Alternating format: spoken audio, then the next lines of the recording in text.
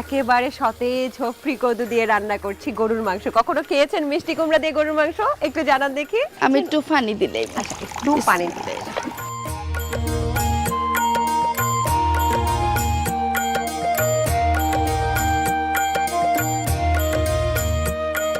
কি গো বধূ, হইলো? হ্যাঁ কই দেখি। হ্যাঁ এখন আর একটু রয়েছে আমার বাকি। আমি তুরা কাঁচামরিচ দিমু আর তুরা চিনি দিমু। চিনি কেন?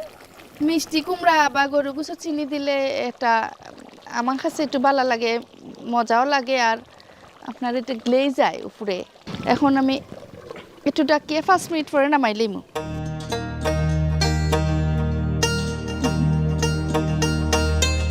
রান্না হয়ে গেছে আমরা। তুমি কি ভাত বসাইছো? ভাত রান্না হয়ে গেছে। তাহলে নিয়ে আসো। আনি আস।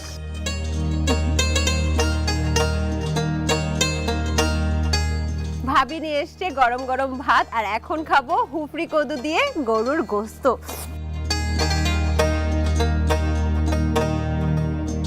দর্শক, তৈরি হয়ে গেল হুফরি কদু দিয়ে গরুর গোস্ত, এবং শীতকালে এখানকার খুবই জনপ্রিয় প্রসিদ্ধ একটি খাবার হুফরি কদু দিয়ে গরুর গোস্ত।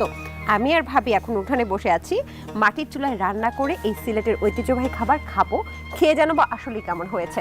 চলেন শুরু করি।